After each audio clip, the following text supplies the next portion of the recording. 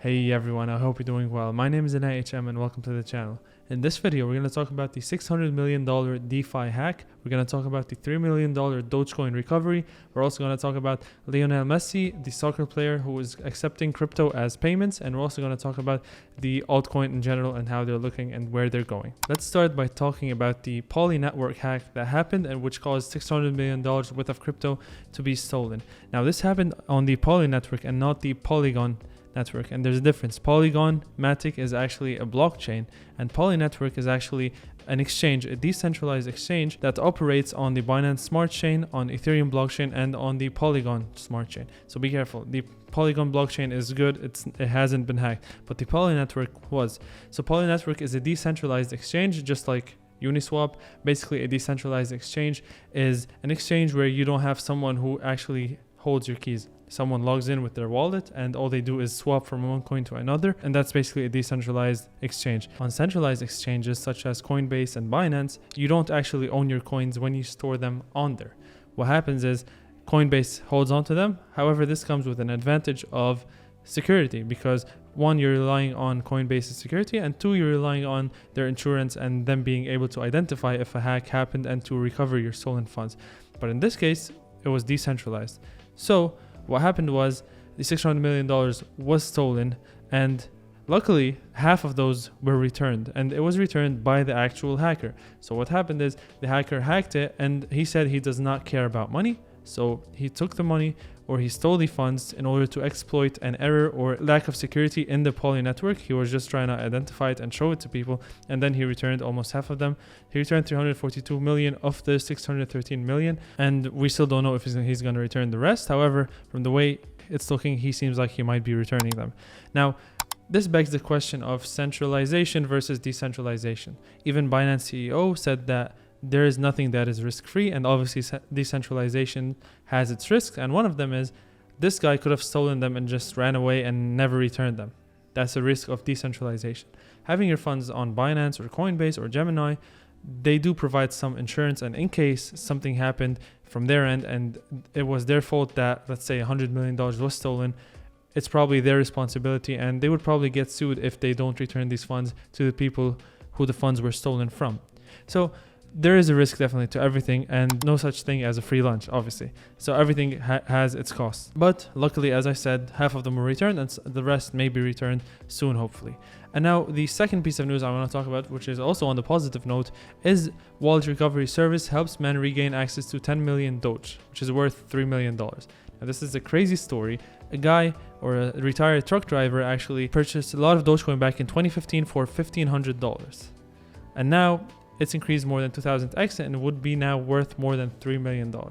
And he cannot find his password. So he reached out to Keychain X, which is a wallet recovery service. I never knew this existed until this story happened. And what they did was amazing. They were able to recover all of the funds that he lost.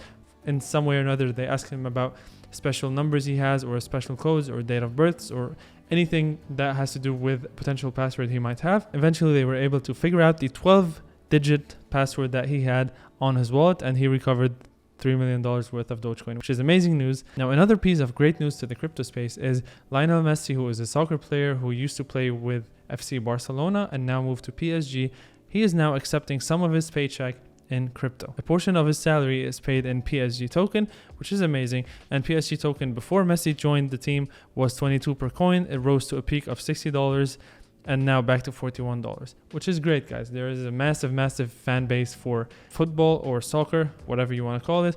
And obviously this is going to bring a lot of adoption for crypto in general, and which is great that a person who gets paid so much money is getting paid a portion of his money with crypto. Overall, great news for the crypto space. Now let's talk about the whole altcoin market and the whole crypto market and take a look at where it's going. Now, as you can see, in the last 7 days, we have a lot of altcoins in the green. We have Axie Infinity, obviously.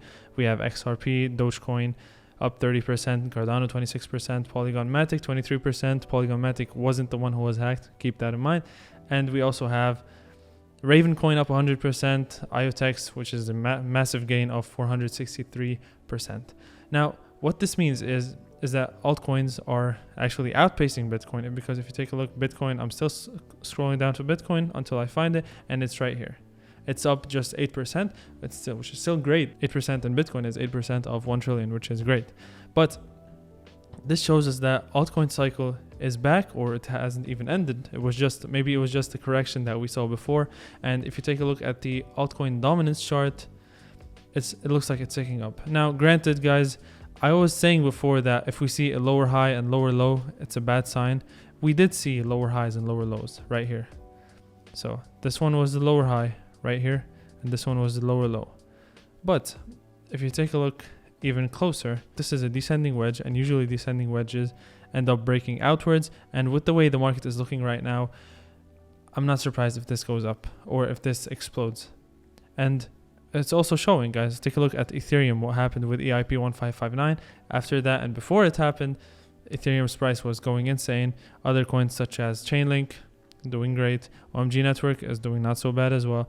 Everything is just recovering, which is amazing for the whole crypto space, and which also proves the point that the altcoin cycle is still here. We do not see rallies like these or a coin up 400% if there was no risk taking in the market, meaning that if we're not in an altcoin cycle, or if just that people still haven't gave up on crypto or on this cycle, basically. But obviously, if we're in the bear market, they don't want to enter crypto until we see the news come out that Bitcoin is back at 60K, where everyone wants to buy Bitcoin again and everyone loses money again.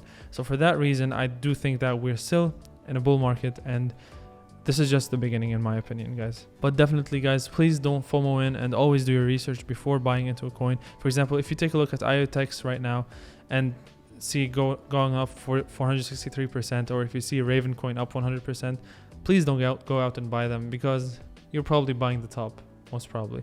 So be careful with that.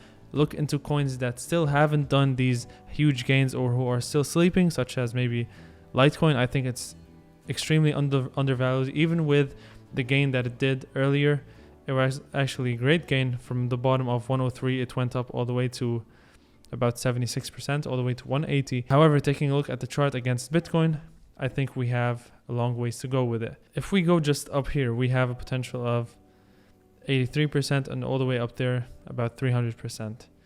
I'm a fan of Litecoin because when it moves very quickly, and because right now it's just very cheap, and we just made a higher low if we hold this for the next 3 days. That's it. I really hope you enjoyed this video. If you did, please leave a like, subscribe if you're new here, and if you like this form of content where I talk about more news based instead of just analysis, I can definitely keep on doing that. This was pleasant for me. That's it, guys. Thanks for watching. I'll see you on the next one. Peace out.